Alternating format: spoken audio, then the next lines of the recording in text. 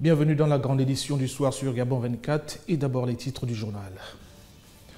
Au Gabon, le gouvernement contraint de faire usage de la force pour déguerpir les squatteurs des logements sociaux sur les sites d'Angonje au nord de Libreville, des squatteurs qui faisaient de la résistance malgré les appels à l'ordre.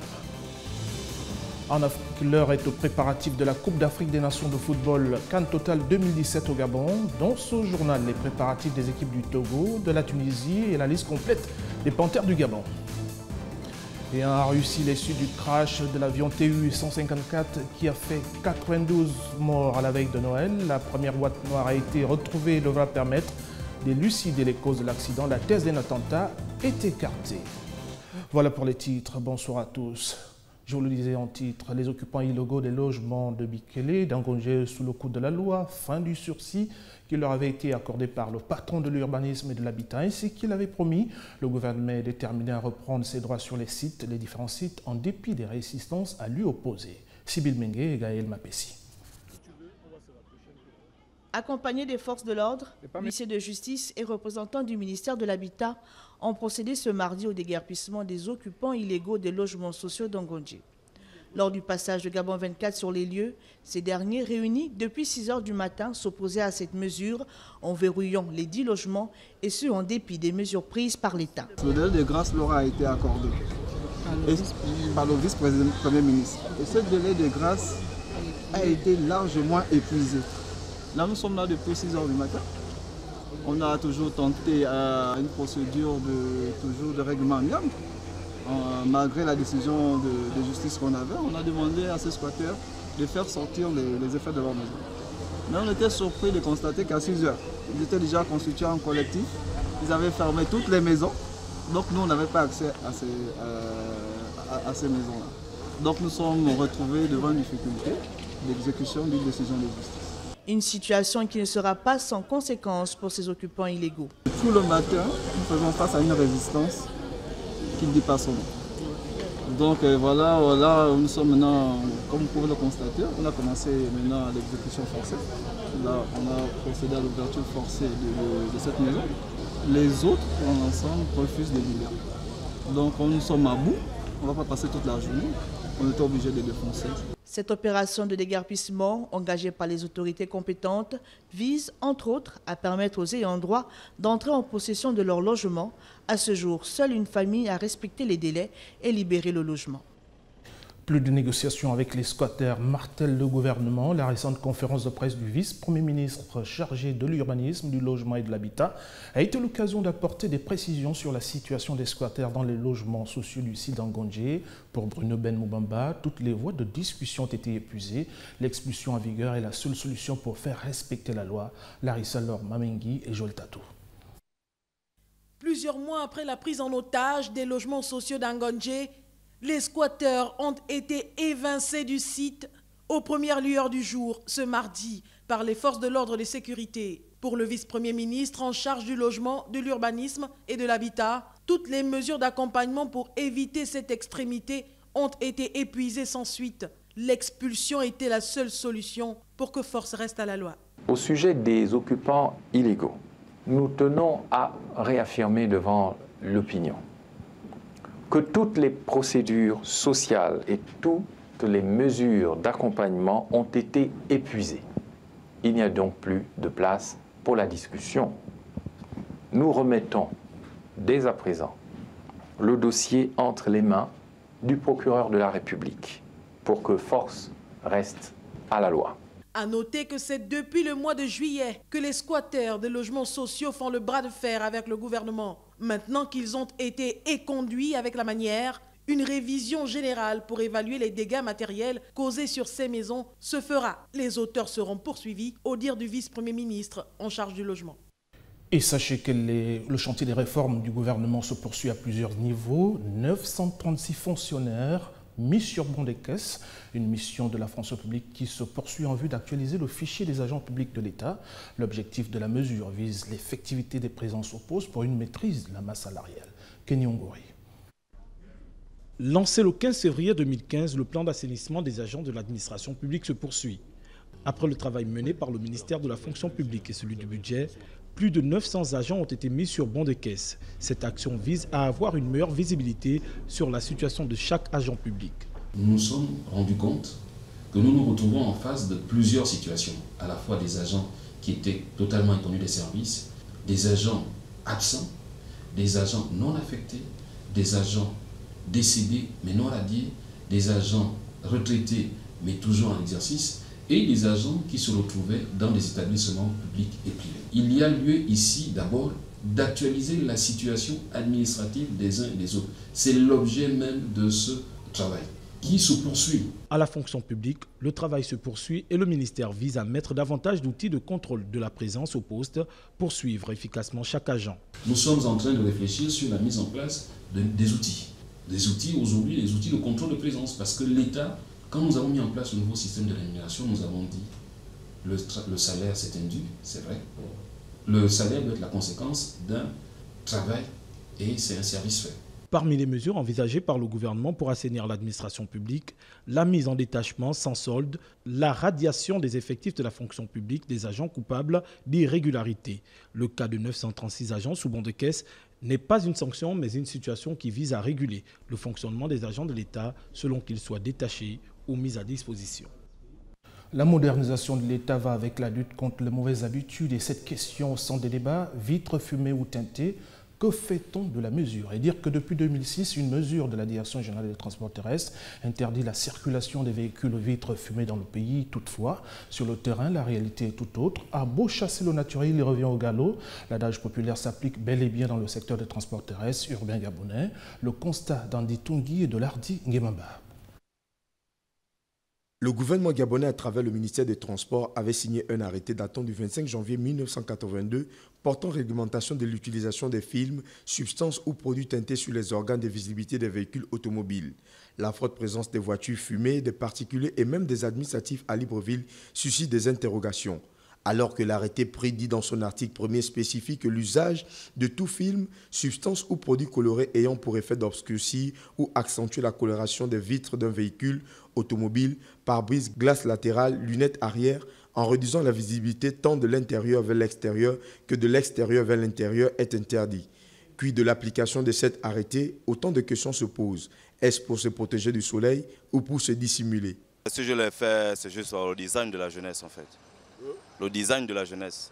La Direction générale des transports terrestres tient ici à nuancer sur l'utilisation des teintes. En ce qui concerne les personnalités, c'est des véhicules teintés d'origine. Donc c'est des véhicules qui sont commandés par les vendeurs de véhicules neufs pour les mettre à la disposition de certaines personnalités. Donc les seuls autorisés à conduire des véhicules à vitres teintées, ce sont donc ces personnalités. L'usage des films ou autres substances visant à se cacher dans son véhicule est strictement interdit en République gabonaise. Pour beaucoup, les vitres teintées rappellent les kidnappings ou autres crimes odieux. Malgré tout, le phénomène des voitures aux vitres fumées s'accroît. Voilà ce qu'il fallait savoir des véhicules aux vitres teintées ou fumées. Les règles de sécurité routière sont particulièrement rappelées à tous ceux qui font les déplacements en voiture pendant cette période de fête de fin d'année.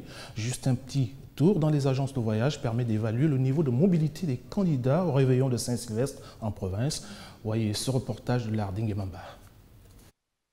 Chaussures noires, veste sombre et chemise bleue. Patrice Mogengi en partance pour la ville de Mouila dans le sud du Gabon. Comme il est de coutume à chaque fête de fin d'année, plusieurs Gabonais quittent la capitale Libreville et se ruent à l'intérieur du pays afin de se ressourcer, communier et de passer la fête en famille.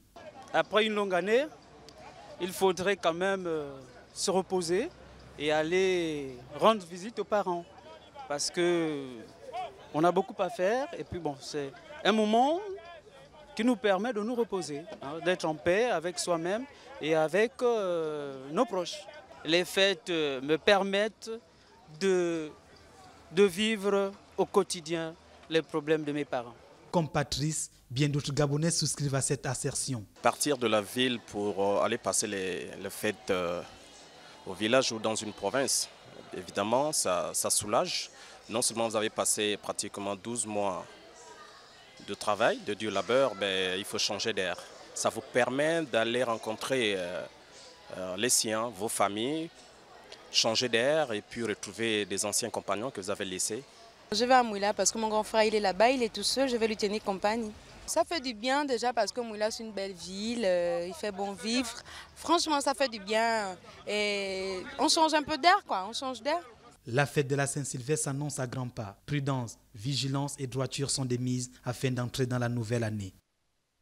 Toute autre chose à verser dans l'actualité, le gouvernement gabonais a décidé d'interdire les importations de toute espèce de volaille sur son sol.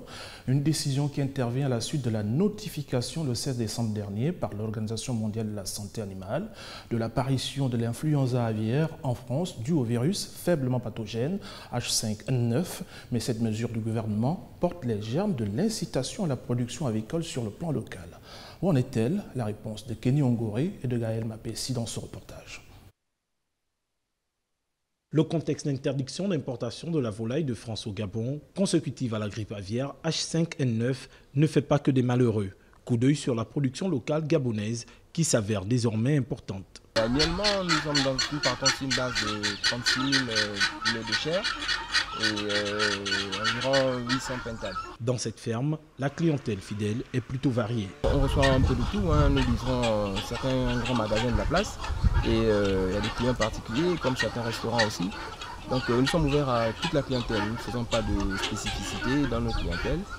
Nous livrons un peu de tout. Pour une production à grande échelle, le soutien des pouvoirs publics devra permettre de pallier l'autosuffisance alimentaire. Effectivement, on peut l'attendre, il suffit qu'il y ait un peu de volonté et puis un peu de soutien pour nous les éleveurs. Parce que nous sommes souvent confrontés à quelques petits problèmes techniques et puis un peu de soutien aussi. Alors donc moi je pense que si on donne un peu de plus à nous les éleveurs, je pense que toute suffisance alimentaire on l'atteint tranquillement. Avec un poulet de chair dont le prix varie de 4 000 à 4 500 francs CFA et des pentades vendues à 8 000 francs, les producteurs locaux ne parviennent pas encore à soutenir la concurrence. L'investissement de l'État dans ce secteur, par l'appui à l'initiative des jeunes entrepreneurs à travers la phase 2 du programme Graines, permettrait de couvrir les besoins en la matière et créer de nouveaux emplois. L'accompagnement de l'État pour appuyer les initiatives génératrices de revenus comme celle relative à la production avicole est encadré par des structures agréées à l'image du Fonds national d'aide sociale. Qui est éligible justement ou comment faire pour être éligible? Voyons tout ceci avec Linda Gaël Maganga. Le Fonds national d'aide sociale permet la mise en œuvre de la politique du gouvernement en finançant les activités génératrices de revenus qui octroie une autonomie financière à tous les compatriotes défavorisés. La principale mission du FNAS aujourd'hui est le financement des activités génératrices de revenus sous forme d'aide et accompagnement sur le terrain. Il faut aussi rappeler que le FNAS est né de la volonté de M. le Président de la République, chef de l'État, son Excellence M. Ali Bongo Ondimba, en ce sens que le FNAS doit apporter un appui à nos compatriotes qui sont dans une situation de précarité afin de contribuer à leur autonomisation dans la société. L'octroi du financement obéit à un processus. Une fois le projet à financer défini dans le secteur qui intéresse le FNAS. Les conditions de l'éligibilité sont simples. Il faut être d'abord en association. Donc nous finançons les personnes qui sont en association ou en coopérative. Et ces personnes doivent être considérées comme Gabonais économiquement faibles. Et selon la définition aujourd'hui, celle qui prévaut, c'est celle qui a été retenue par la Caisse nationale d'assurance maladie et garantie sociale, qui considère que Gabonais économiquement faible toute personne dont le revenu mensuel ne dépasse pas 80 000 francs CFA par mois. Le Fonds national d'aide sociale est présent sur l'ensemble du territoire national et son action visible depuis 3 ans. Et voici venue l'heure des nouvelles hors de nos frontières. On commence par la corne du continent. Les parlementaires somaliens, nouvellement élus, ont prêté serment aujourd'hui au terme d'un processus de vote complexe par clan de plus de 2 mois. Considéré néanmoins comme un progrès démocratique, le nouveau Parlement a été intronisé sous très haute protection à Mogadiscio dans un contexte de risque d'attentat mené par la rébellion islamiste somalienne des Chebab, toujours très élevé. Les parlementaires doivent élire un président par un vote à bulletin secret, mais la date de ce scrutin n'est pas encore connue. On retrouve Larissa Matsumo pour les détails. Le nouveau Parlement a été intronisé sous très haute protection à Mogadiscio, dans un contexte de risque d'attentat mené par la rébellion islamiste somalienne des Chebab, toujours très élevé. Les parlementaires doivent élire un président par un vote à bulletin secret, mais la date de ce scrutin n'est pas encore connue. Les 275 députés devaient initialement être élus au suffrage universel. Mais dans ce pays de la Corne de l'Afrique, privé d'État central depuis 25 ans et ravagé par la guerre civile, le manque d'infrastructures, l'insécurité et l'omniprésence des clans ont finalement conduit à un scrutin différent. Quelques 14 000 électeurs délégués sur les 12 millions de Somaliens ont voté entre octobre et décembre pour des candidats généralement choisis à l'avance, par consensus et représentant chaque clan sous clan. Il s'agit cependant d'une avancée démocratique par rapport aux élections de 2012, où seulement 135 notables avaient désigné l'ensemble des députés. La dernière élection véritablement démocratique en Somalie remonte à presque 50 ans en 1969. La création d'une chambre haute de 54 sénateurs nommés et l'introduction d'un quota. La création d'une chambre haute de 54 sénateurs nommés et l'introduction d'un quota de 30% de femmes parmi les parlementaires sont les nouveautés du scrutin de 2016. Les autorités somaliennes ont décidé à la dernière minute d'ajouter 18 sièges de sénateurs, portant le total à 72, provoquant l'agacement de la communauté internationale, soucieuse de l'intégrité du processus électoral. L'UNSOM s'inquiète de la décision des autorités somaliennes de revalider des candidatures qui avaient été disqualifiées. L'instauration du suffrage universel est désormais planifiée pour la prochaine élection en 2020. Le Congo-Kinshasa en marge des palabres politiques marquées par le dialogue national suspendu jusqu'à jeudi prochain. Le pays revisite son histoire à travers le vieux chef Nandé dont l'imposante statue est visible sur le rond-point de Butembo. C'est une œuvre de l'artiste sauveur Moulana qui fait revivre le parcours de ce symbole de la résistance de l'ex-Zaïre. Linda Gaël Maganga. Inspiré par l'histoire de la République démocratique du Congo et les figures historiques du pays, le sculpteur Moulwana, menuisier au départ, décide de réaliser des monuments qui marquent la tolérance et la paix. Je constate qu'il y a l'absence totale des œuvres artistiques ou de monuments ou de pièces exposées pour refléter le message ou l'histoire du milieu. Modèle artistique pour les jeunes, son œuvre enchante et surprend les observateurs. Des productions impressionnantes qui embellissent les villes de la République démocratique du Congo. Un maire en RDC se souvient du jour où il a offert le buste de Laurent Kabila à l'hôtel de ville. En tout cas, ce monsieur, il est fantastique. Il nous surprend toujours, positivement. Il voudrait vraiment laisser les traces dans la ville, positivement. Et la jeunesse s'inspire souvent de lui pour faire certaines choses. Donc il est un modèle à suivre. À 42 ans, Moulwana est bien connu dans cette ville de plus d'1 million d'habitants de l'Est de la République démocratique du Congo. Il a par ailleurs édifié des monuments historiques, Butembo et celui de Wani. Bien loin de la RDC et du continent africain, la Russie, les opérations de secours massives menées en mer Noire après le crash d'un avion militaire ont permis de repêcher aujourd'hui l'une des 2 boîtes noires de l'appareil, élément essentiel pour déterminer les causes du drame qui a endeuillé la Russie à quelques jours du Nouvel An. Miron Mangué. Elle se trouvait à moins de 2 km des côtes russes, à une profondeur de 17 mètres. La principale boîte noire de l'avion militaire russe qui s'est abîmé en mer Noire dimanche a été retrouvée ce mardi, selon le ministère de la Défense. Dans les prochaines heures, cet enregistreur de vol doit être transporté à Moscou pour être déchiffré. Le Tupolev Tu-154, avec 92 personnes à bord, s'était écrasé après son décollage de l'aéroport de Sochi sur les côtes de la mer Noire. Les autorités cherchent toujours à déterminer l'origine de la catastrophe, mais semblent déjà écarter la thèse de l'attentat. Selon les services de sécurité russes, les pistes privilégiées sont l'infiltration d'un corps étranger dans le moteur, un carburant de mauvaise qualité entraînant une perte d'énergie, une erreur de pilotage ou une défaillance technique de l'avion. La récupération des boîtes noires devrait permettre d'en savoir plus sur les causes de l'accident. Le premier procès à Istanbul de participants présumés au coup d'État manqué du 15 juillet s'est ouvert aujourd'hui en Turquie. Une trentaine de policiers comparaissent pour avoir refusé de défendre le président Recep Tayyip Erdogan. Larissa Matsumo pour le récit. Il s'agit du procès le plus important depuis le putsch manqué, même si d'autres ont déjà commencé dans plusieurs villes du pays. Ces procédures sont d'une ampleur sans précédent en Turquie où 41 personnes ont été arrêtées dans des purges engagées après le 15 juillet et l'instauration de l'état d'urgence. Les 29 policiers, jugés dans la plus grande salle d'audience de Turquie, en face de la prison de Sivri, en lisière d'Istanbul, sont accusés d'avoir refusé d'obéir à des ordres, leur intimant de défendre le président Erdogan la nuit du putsch manqué. Dans la salle, il y avait des familles, assis dans le coin des observateurs. D'un côté, sur une plateforme, il y avait les avocats de la défense qui participent au procès. Nous autres participons en tant qu'intervenants du bureau, c'est-à-dire au nom du peuple, de la société civile.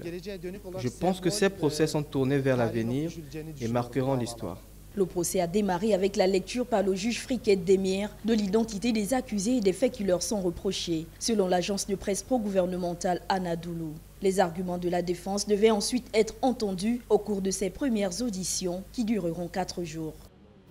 Retour chez nous pour parler de sport. Pays hôte de la CAN 2017, le Gabon a dévoilé sa liste de 23 joueurs retenus pour la compétition ce mardi. Le nouveau sélectionneur José Antonio Camacho a évidemment fait appel à son capitaine Estar Aubameyang, mais aussi à Ibrahim Don, exclu lors du précédent rassemblement, et Bonga qui a récemment opté pour les Panthères. Freddy Koula nous fait le point sur les images de Bertin Osaga.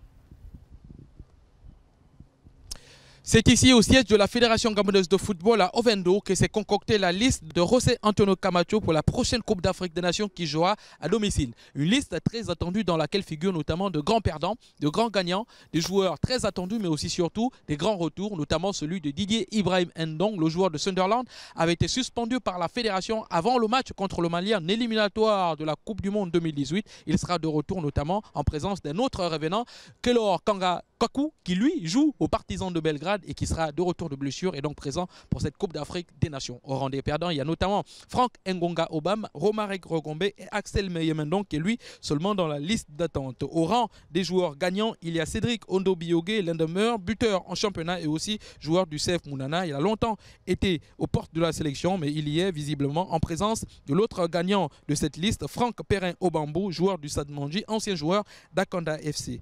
Les joueurs très attendus, il y a notamment Denis Anataz Bouanga, joueur formé à Lorient FC qui est prêté cette année à Tours. Il fait une très belle saison et c'est fort logique après sa promesse donnée au président de la fédération qu'il soit présent dans cette liste-là. L'autre joueur très attendu notamment, il y a Junior Serge Ngouali qui avait déjà été appelé par Jorge Costa, qui joue en Suède et qui sera présent aussi pour cette Coupe d'Afrique des Nations qui, on l'espère, va continuer à faire rêver la sélection gabonaise. Voilà pour le premier choix de l'entraîneur espagnol José Antonio Camacho, l'ancien du Real de Madrid, qui va très certainement faire parler de lui dans les prochains jours. Pour ce qui est de l'agenda des Panthères du Gabon en lui-même, sachez que le début du rassemblement, c'est le 2 janvier prochain à Libreville. Et puis, le premier match test, ce sera à OIM, dans le nouveau stade, le 7 janvier. Non pas contre le Zimbabwe comme prévu initialement, mais contre peut-être le CF Mounana ou un autre adversaire choisi par les autorités fédérales. Et en ce qui concerne la compétition en elle-même, vous le savez, les Panthères joueront leur premier match initial d'ouverture contre la Guinée-Bissau au stade l'amitié d'Angondje et on espère une ferveur populaire. Merci à Freddy Koula pour toutes ces précisions sur le stature des Panthères du Gabon qui doivent affronter donc la Guinée-Bissau le 14 janvier prochain dans le cadre de la Coupe d'Afrique des Nations 2017 que le Gabon abrite. En plus bref et en image, en parlant toujours de la CAN 2017, sachez que l'équipe nationale tunisienne de football s'entraînait il y a quelques jours encore en vue de cette compétition. La séance s'est déroulée sous la conduite du sélectionneur Henri Capseriat et sans présence de 20 joueurs. Les Aigles de Carthage se sont envolés hier vers l'Espagne où ils effectueront un stage de préparation ponctué par 2 matchs amicaux de retour de l'Espagne.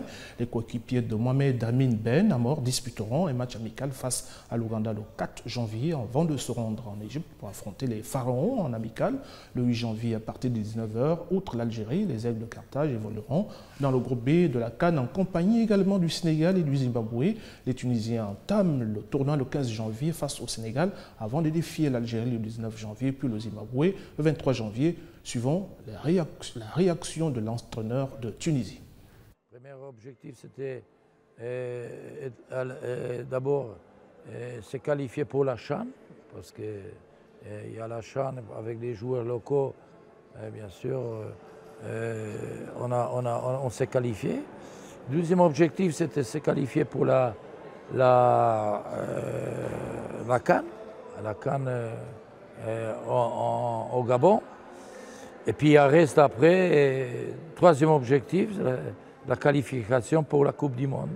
Ils jouent régulièrement, les meilleurs j'ai choisi, mais par contre, pour les expatriés, dans cette période, peut-être ça va changer,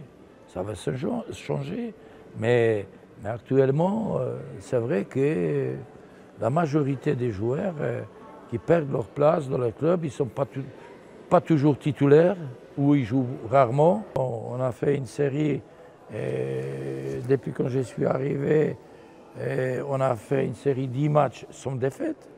Ça nous a permis à aller plus haut, encore une fois, dans la hiérarchie du football africain. Aujourd'hui, on est 3e dans le ranking de la FIFA. 3e, continent africain. C'était à l'instant Henri Kasperzak, le sélectionneur de l'équipe de Tunisie. Le rappel des titres avant de nous séparer. On le disait il y a un instant, le gouvernement gabonais contraint de faire usage de la force pour déguerpir les squatteurs des logements sur les sites d'Angonji au nord de Libreville, des squatteurs qui faisaient de la résistance malgré les appels à l'ordre. En Afrique, vous l'avez vu, l'heure est au préparatif de la Coupe d'Afrique des Nations de football CAN Total 2017 qui se tiendra dans 4 villes du Gabon. Dans ce journal, vous avez eu droit aux préparatifs de la Tunisie et à la liste complète des Panthères du Gabon. Et puis les suites du crash de l'avion TU-154 de Russie qui a fait 92 morts à la veille de Noël. La première boîte noire a été retrouvée et devra permettre d'élucider les causes de l'accident. La thèse d'un attentat est écartée. Ainsi se ferme ce journal. Merci à vous de l'avoir suivi. L'information se poursuit sur Gabon 24.